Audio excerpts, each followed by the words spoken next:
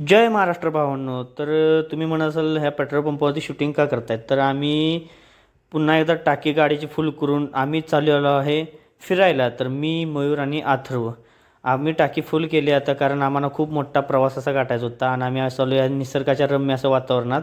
आम्ही चालू आहे धारेश्वरला, जे की आपल्या कराडपासून 70 एक किलोमीटर अंतरावरती मोडतं ना. आम्ही जाता जाता आम्ही थोडा सेक्शन घाट लागला आणि तिथं बघा वातावरण कसं झालेलं आहे, एकदम पूर्ण असं थंड. आणि पुढं जे धुकं होतं ते प्रचंड धुकं होतं, जे की पुढलं काहीच दिसत नव्हतं.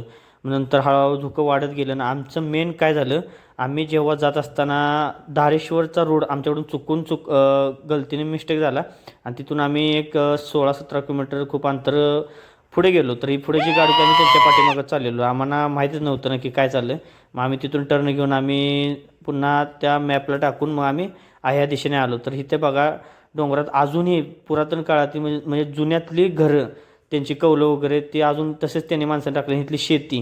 तर आम्ही पोचलो इथं धारेश्वर मंदिराला. तिथे की एंट्रीला असं नंदी आणि हे आहे, तर मंदिर आहे छोटंसं. तिथून एंट्री मारल्यानंतर बघा आमचे गाववाले भेटले, तर ते तुम्ही ओळखा. आणि तिथून आम्ही गेलो आणि हे बघा इथलं परिसर. आणि इथे बाहेरच्या साईडला बॅक साईडला असं मंदिर, म्हणजे ते आतील देवस्थान आहे ते थोडे बाहेर ठेवलेले आहेत आलेल्या दर्शनानं, कारण माणसं इथं ओले झाल्यानंतर आत जात नाहीत म्हणून आम्ही इथं बाहेरच घेतलं. इथं बघा आल्यानंतर हे बघा दोघं कसे उड्या मारायला लागले ते. तर आम्ही पण जरा थोडंफार भिजलो होता.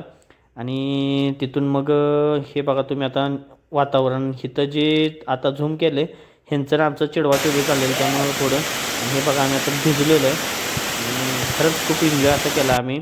तिथून हे माकडं, ह्या माकडांना आम्ही खरं चिडवलं असं की त्यांनी मग आमचा बदलाबरोबर माझ्या गाडीवरती बसून घेतला. आणि थोडं खूप थंड वाजत म्हणून इथे एकाच भावाचं इथं असं भजीचं दुकान आहे गरमागरम, तिथं आम्ही गरमागरम भजी खाल्ली. आणि गाडी आपली परी कशी आहे, आपला लुक गाडीचा बघितलाच असेल तुम्ही ब्लॉगमध्ये.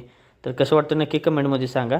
आणि ह्या मुलींना आम्ही चिडवलेलं, हे आम्हाला चिडवत होते इथं, मग आम्ही पण मग काय सुट्टी देतो तेव्हा, कराडची कार्यकर्ता आहे आपण.